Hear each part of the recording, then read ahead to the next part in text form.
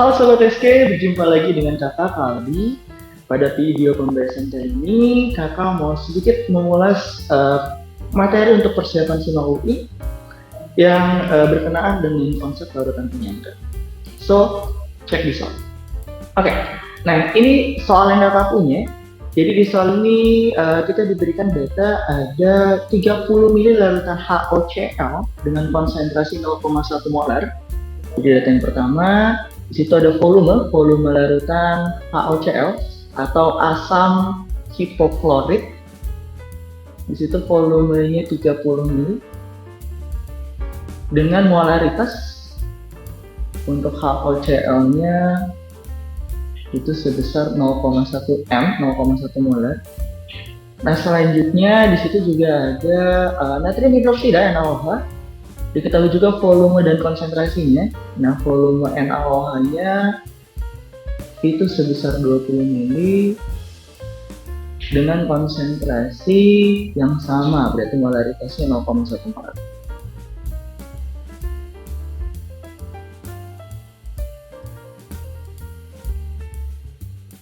Nah, selanjutnya di situ dilengkapi juga data Ka, tetapan ionisasi asam.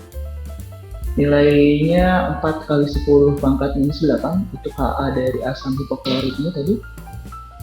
Yang diminta berapa nilai pH nih.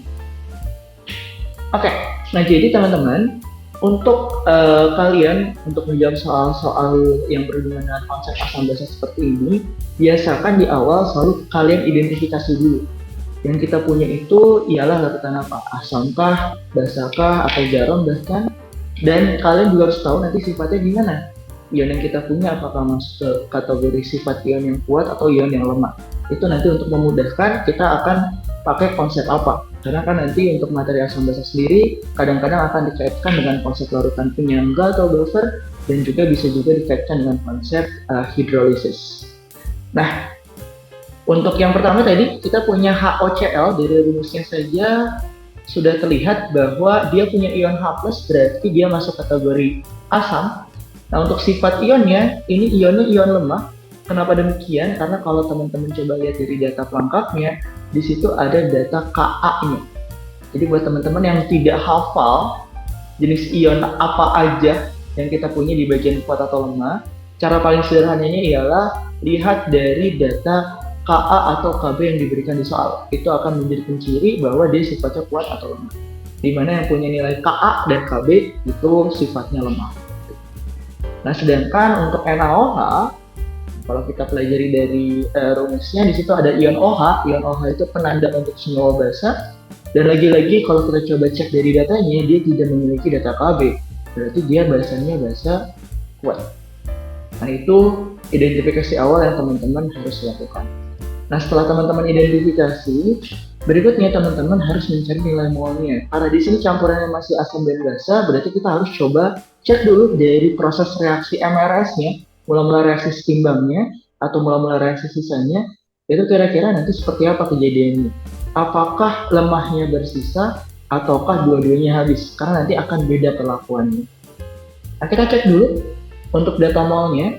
Jangan lupa untuk mencari mol dari data molaritas dan volume, kita punya rumus M sama dengan M kali V. Nah, kalau kita coba kalikan volume dan molaritas dari HOCl, ini hasil kalinya 3. Karena satuan volumenya masih mili, berarti satuan molaritasnya pun sama. Satuan untuk molnya sama, maaf, jadi 3 mmol. Nah, hal yang serupa kita akan coba lakukan untuk NaOH. Ini pun kita coba cari nilai molnya lewat M kali V. Nah, di sini hasil kalinya dapat 2 mmol. Inilah data yang kita miliki. Nah, selanjutnya dari data ini kakak geser ke bawah. Kita coba buat reaksinya terlebih dahulu. Nah, tadi kita punya di sini ada HOCl yang direaksikan dengan NaOH. Jadi teman-teman harus bisa memprediksi kira-kira nanti yang terbentuk itu kira-kira sebenarnya seperti apa. Jadi konsep dasarnya dalam proses reaksi asam basa, kita punya larutan asam direaksikan dengan larutan basah, hasilnya pasti akan terbentuk garam dan air.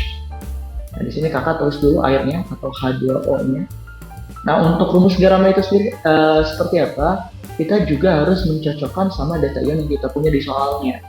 Nah, tadi untuk asamnya kita punya asamnya HOCl. Berarti kalau kita pecah ionnya, H itu muatannya positif 1, berarti OCl muatannya jadi negatif 1.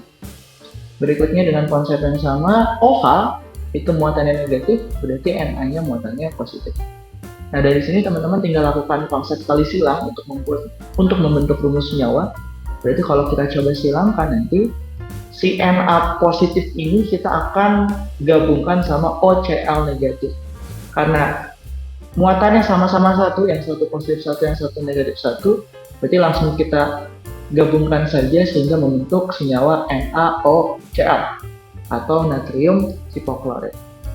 Nah, kemudian ketika kita punya H+ dengan OH-, nah inilah hasil yang menjadi H2O nantinya.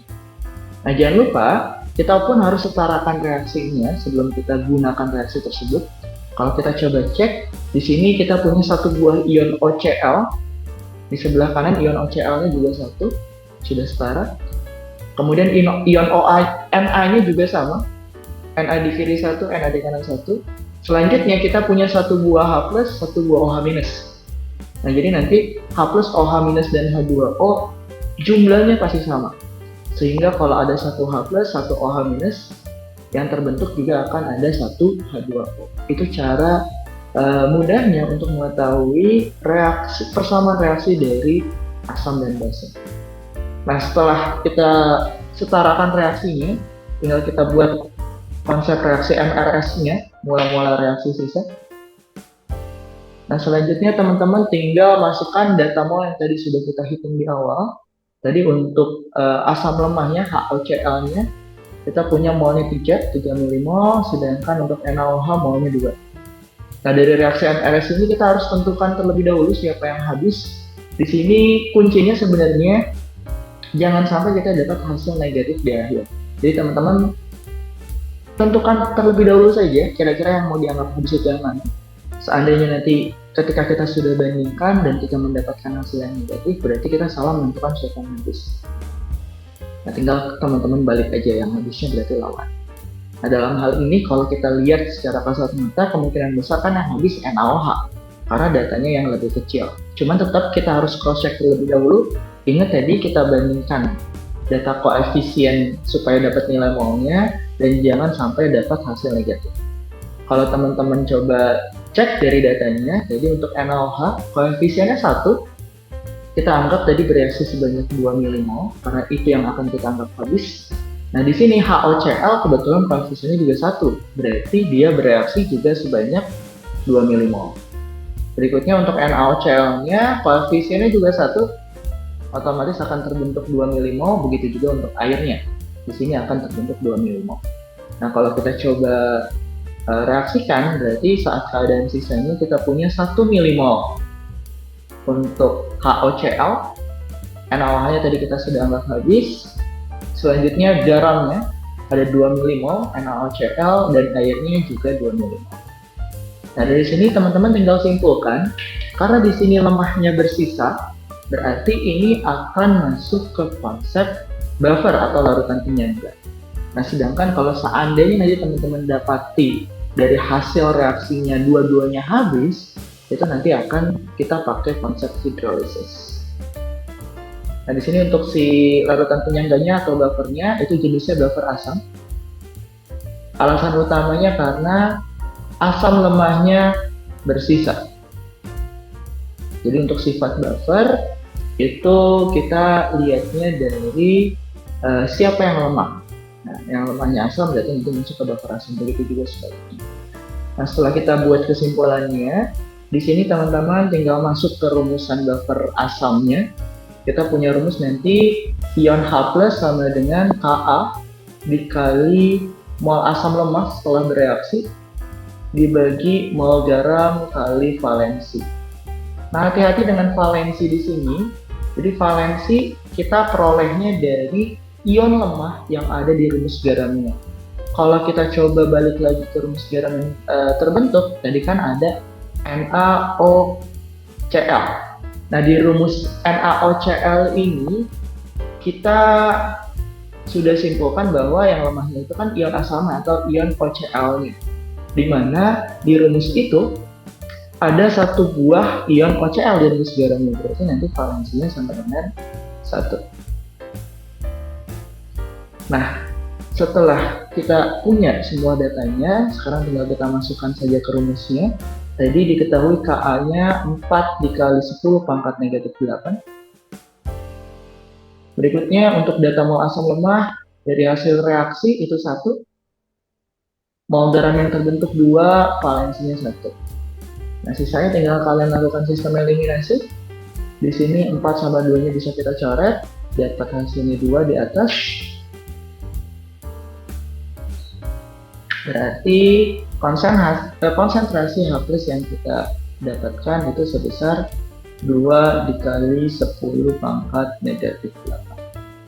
Nah, dari konsentrasi H+ ini kita langsung konversi ke data pH, karena dari H+ bisa langsung dapat nilai pH-nya, di mana pH sama dengan min log konsentrasi H+ yang kita punya. Selanjutnya kita masukkan, berarti kita punya min log 2 kali 10 pangkat negatif 8. Nah, di mana hasilnya ialah 8 min log 2. Nanti sederhananya untuk menyelesaikan persoalan logaritma di pencarian nilai pH ini, teman-teman tinggal kedepankan saja 10 pangkat yang kita punya. Nanti pangkatnya nilainya berubah jadi positif. Itulah sebabnya tadi kenapa yang tadinya ada di pangkat 10 negatif 8, ketika kita kedepankan angkanya berubah menjadi positif 8. Sisanya untuk pengalinya itu tetap masih dalam bentuk negatif logaritma.